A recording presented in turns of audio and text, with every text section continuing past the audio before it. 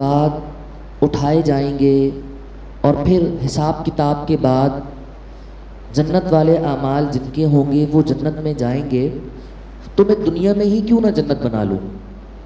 قوم عاد کے بارے میں آپ لوگوں نے سنا ہوگا۔ قوم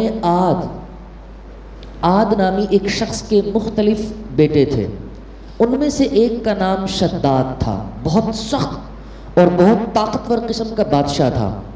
ایسا بادشاہ تھا کہ اپنے دور میں باقی جتنی بھی سلطنتیں تھیں ان کے تمام بادشاہوں کو اپنے جھنڈے کے نیچے جمع کر لیا تھا۔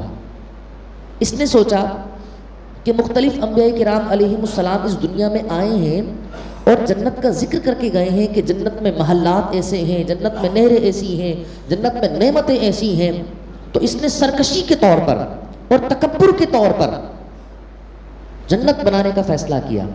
اپنی تمام تر قوتیں، تمام تر خزانے کے منہ کھول دیے اس نے، اور ایک ایسا عالی شان قسم کا محل تعمیر کروایا، شہر تعمیر کروایا کہ اس شہر میں محلات میں جو اینٹیں لگائی گئیں سونے اور چاندی کی تھی۔ ان محلات کے اندر جو پلر لگائے گئے وہ دنیا کے سب سے قیمتی، سب سے مضبوط اور سب سے نایاب پتھر کے ستون لگائے گئے، زبرجد اور یاقوت۔ اور ان محلات کے اندر جو پتھر استعمال کیے گئے تو وہ بھی آبدار موتی کے تھے، پانی جیسے موتیوں والے پتھر استعمال کیے گئے۔ اور محلات کے ارد گرد ایسی خوبصورت نہریں بنائی گئی کہ ان نہروں کے اندر جواہرات بھرے ہوئے تھے، اور جگہ جگہ خوبصورت قسم کے درخت لگائے کہ جن سے سایہ حاصل کیا جا سکے اور جن سے زیب و خوبصورتی کو بڑھایا جا سکے۔ الغرض جو اس نے جنت کے بارے میں سنا تھا ایز اٹ از، اس شہر کو، ان محلات کو، اس جگہ کو اس نے ویسا بنانے کی کوشش کی۔ خدا کی کرنی دیکھیے کہ جب وہ محل پورا ہو گیا، شداد کو خبر دی گئی کہ جناب وہ محل پورا ہو چکا ہے۔ شداد بڑی شان و شوکت کے ساتھ، غرور و تکبر کے ساتھ اپنے سپاہیوں کو لے کر، اپنے جو دربار کے لوگ تھے، وزراء تھے، خلفاء تھے، ان کو لے کر نکلتا ہے، ایک بڑا سارا قافلہ لے کر۔ اور جب اس شہر سے صرف ایک منزل دور رہ جاتا ہے، اللہ تعالیٰ کا عذاب نازل ہوتا ہے، کیونکہ اللہ کے مقابلے میں آنے کی کوشش کی نا، اللہ کے مقابلے میں تکبر کیا، سرکشی اللہ کے مقابلے میں تھی۔ اللہ نے ایسی خوفناک قسم کی آواز بھیجی، ایسے خوفناک قسم کا ایک ساؤنڈ پیدا ہوا کہ سارے کے سارے لشکری اسی وقت ہلاک ہو گئے۔ اللہ اکبر کبیرہ۔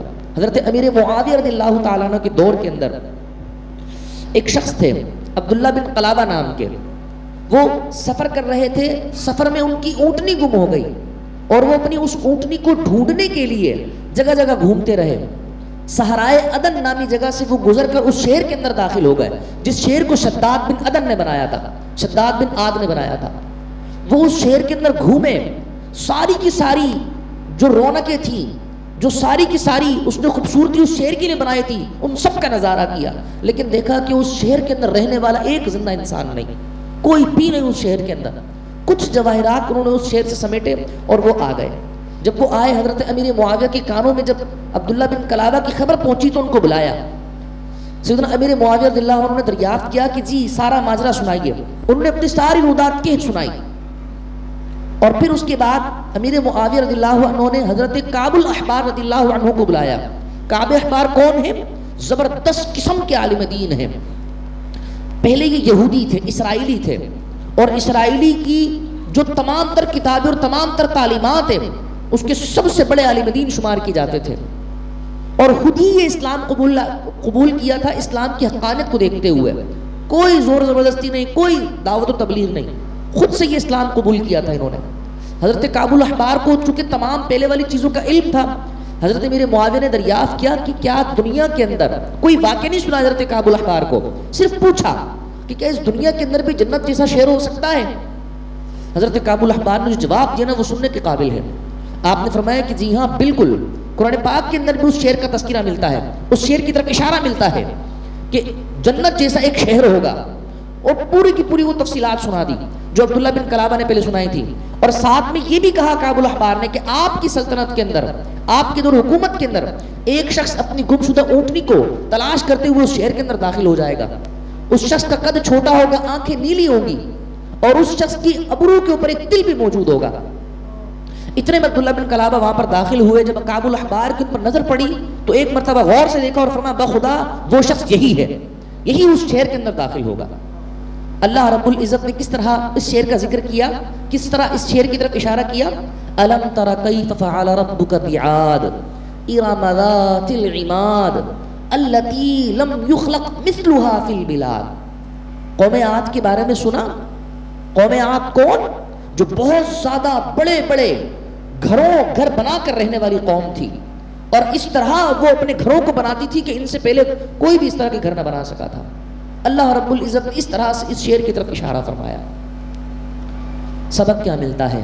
درس عبرت ہمارے لیے اس میں کیا ہے؟ تکبر. انسان خود کو بڑا سمجھتا ہے, انسان دوسروں کو حقیر سمجھتا ہے. اسی چیز کا نام تکبر ہے. اپنے آپ کو اعلیٰ سمجھنا, عرفہ سمجھنا, اپنے آپ کو ترم خاں سمجھنا, 30 مار خاں سمجھنا, یہی تکبر ہے. اور ذہن میں رکھیے گا متکبر ذات اللہ رب العزت کی حدیث پاک ہے, فرمایا کہ تکبر میری چادر ہے, اور جو کوئی مجھ سے میری چادر کے بارے میں جھگڑنے کی کوشش کرے گا اسے ذلیل و رسوا کر کے رکھ دوں گا میں. تکبر کرنے والا کبھی عزت نہیں پاتا, کبھی نہ کبھی ایسی ذلت کا سامنا کرتا ہے ساری عزتیں خاک ہو جاتی ہیں اس کی. آپ اسلام ارشاد فرماتے ہیں کہ جس کے دل کے اندر رائے کے دانے کے برابر بھی تکبر ہوگا جنت میں داخل نہیں ہوگا وہ. اللہ اکبر. تکبر کا سب سے بڑا نقصان کیا ہوتا ہے؟ جو قوم عاد نے بھگتا, جو شداد بن عاد نے بھگتا. جس کے دل میں تکبر ہوتا ہے نا, حق کو قبول نہیں کرتا. وہ تکبر انسان کو حق بات قبول کرنے سے روکتا ہے. فرعون کا حال دیکھ لیجئے, ابو جہل کا حال دیکھ لیجئے. تو جو تکبر ہوتا ہے, شیطان خود ابلیس کا حال دیکھ لیجئے, آدم علیہ السلام کے مقابلے میں آ کے تکبر کیا.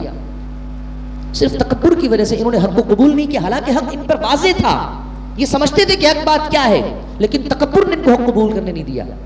سامنے والے کی بات کو سننا پسند نہیں کرتا ہے. متکبر شخص سن لیتا ہے تو قبول نہیں کرتا ہے.